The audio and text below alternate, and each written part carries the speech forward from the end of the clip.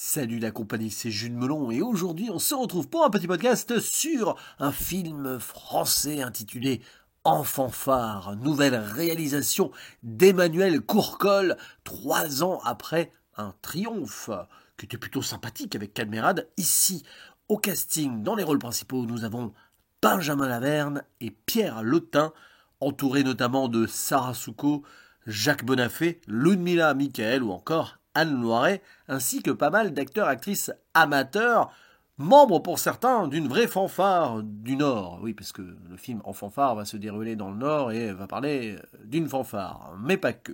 Estampillé comédie dramatique musicale, et j'avais un peu peur en voyant la bande-annonce que ce soit assez traditionnel dans le genre film français dans cette mouvance-là, avec des gens opposés qui se rencontrent, qui finissent par s'apprécier, façon Bienvenue chez les Ch'tis, tout ça, mais il y a peut-être ici une plus-value. Du moins, c'est ce que j'espérais, car certaines personnes que je connaissais, qui l'avaient vu en avant-première, m'en avaient dit plutôt du bien.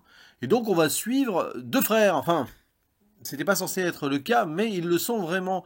D'un côté, Thibaut Desormeaux, qui est un grand chef d'orchestre, très bourgeois, hein, qui bosse depuis plus de 15 ans, 15 heures par jour. Enfin, il y a toute une histoire là-dessus. On le voit qu'il dort très peu, qui est très fatigué.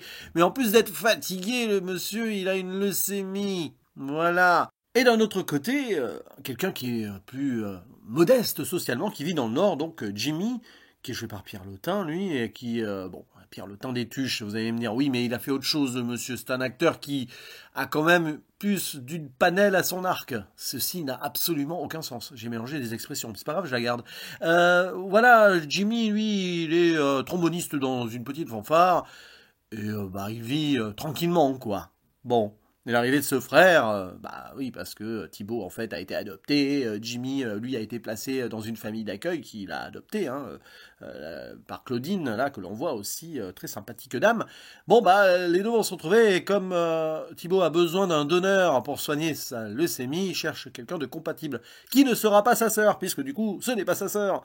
Et bah Jimmy accepte. Et ça va très vite, ça va très très vite, parce que ce qu'on voit dans la bande-annonce là, enfin on va dire 70% des choses que l'on voit dans celle-ci, c'est les 10-15 premières minutes du film. Et après, ça va se développer des allers-retours de Thibaut entre Paris, d'autres voyages potentiels et cet endroit du Nord, vont faire que les deux frangins vont finir peut-être par se rapprocher par cette passion commune qu'est la musique, mais ça va pas forcément être si simple que cela. Je ne vais pas révéler grand-chose ici sur le scénario qui est assez touffu, qui est assez traditionnel aussi, même si certaines choses peuvent surprendre. J'ai vu arriver à peu près 90% des choses. Mais ce n'est pas grave. Ce qui est intéressant, c'est de voir le produit cinématographique final qui fonctionne. Mais, avec quelques poncifs quand même. C'est-à-dire qu'on n'est pas non plus dans un film paresseux, loin de là. Il est peut-être même trop écrit, c'est presque l'inverse du film paresseux. Mais il y a quand même un travail sur les émotions. Bien évidemment, en premier lieu, sur la musique, ce langage universel qui, de toute façon, peu importe ton milieu social, va faire que tu parleras la même langue. Il y a cette idée justement de mélanger les gens, hein, quelque part, puisque la fanfare, qui est un peu classique en jouant par exemple une reprise d'Aznavour et tout, va rencontrer la musique classique, bien évidemment, hein, de Verdi à Boléro. Donc forcément, on voit un petit peu que tout est possible, même que certains ponts sont faits entre les styles, notamment le jazz et le classique. Il suffit de rajouter quelques croches, quelques tempos différents. Je dis un peu n'importe quoi parce que je n'ai absolument aucune culture du solfège, mais j'aime beaucoup la musique et on voit que le frangin joué par Pierre Lotin est fan de jazz, mais Thibaut aussi qui aime à peu près toutes les musiques, même qu'il aime Dalida.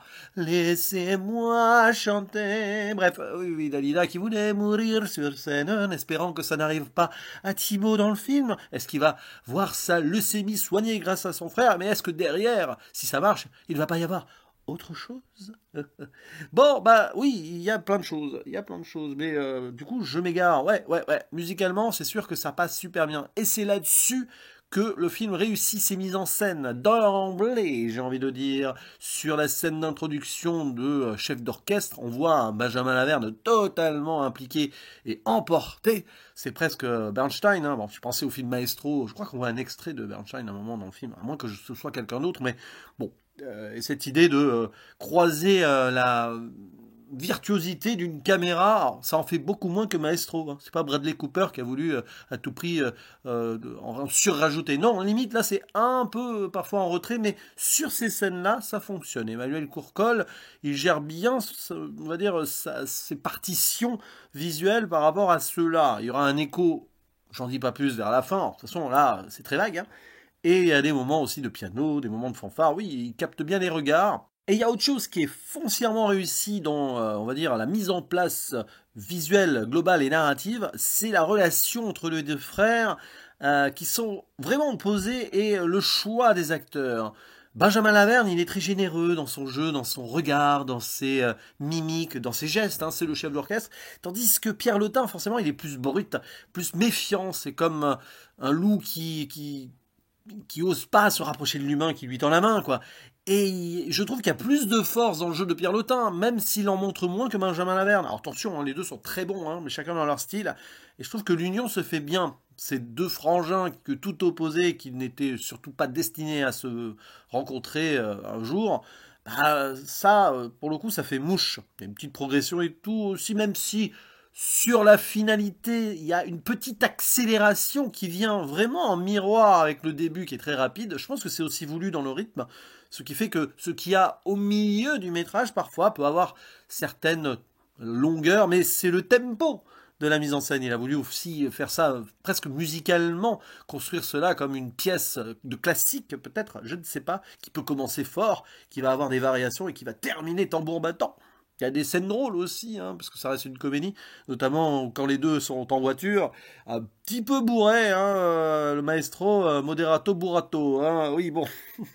Ouais, mais bon, c'est des petits encarts de vie comme ça. Peut-être que le film, parfois, en manque de ces encarts de vie, même si on l'essaye avec le personnage de Sabrina qui veut se rapprocher de son Jimmy, mais c'est compliqué.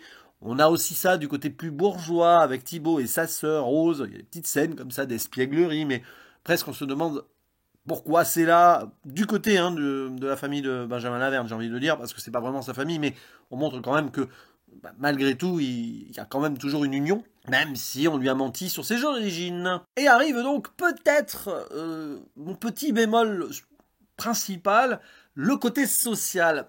J'aime bien l'idée de quelque chose vers la fin, mais ça arrive non seulement trop tard, et c'est un petit peu trop expédié pour se recentrer bon, sur la relation entre les frères, et c'est presque maladroit d'y croire, j'ai envie de dire. Là, je parle pour le film.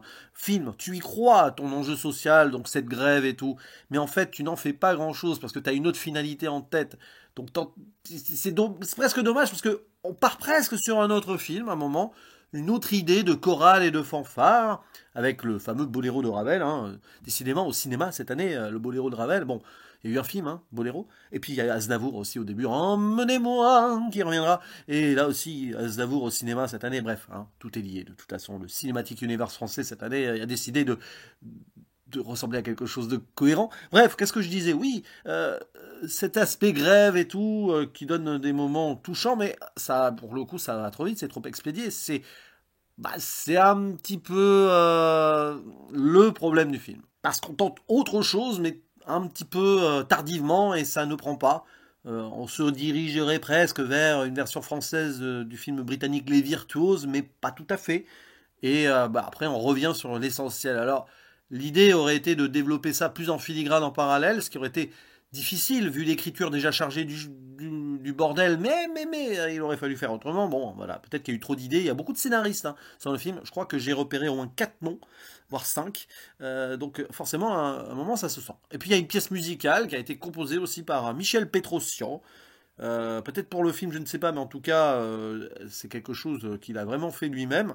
En plus, évidemment, des adaptations qu'on peut entendre de certaines pièces, donc Ravel, Verdi, Mozart, etc. Un petit peu de negro spiritual aussi, et du jazz, bien évidemment, bien évidemment. Bref, donc oui, en fanfare, c'est bien. C'est bien, c'est un bon feel good, à la fin t'es touché. Ça va jamais trop dans le pathos, parce que justement, Emmanuel Courcol, il a le bon goût de faire évoluer son film très vite sur pas mal de petites variations musicales, donc et filmiques, mais au final, justement, tu te retrouves avec une pièce un peu chargée, qui du coup n'a jamais vraiment le temps d'approfondir réellement certaines choses, donc je suis un peu frustré, mais ça reste belle petite, on va dire, pépite, mais une pépite pas extraordinaire de l'année non plus, à découvrir en salle si le cœur vous en dit. Et n'hésitez pas à dire en commentaire ce que vous en pensez, que ce soit d'ailleurs cinématographiquement ou musicalement, parce que les deux se marient bien ici.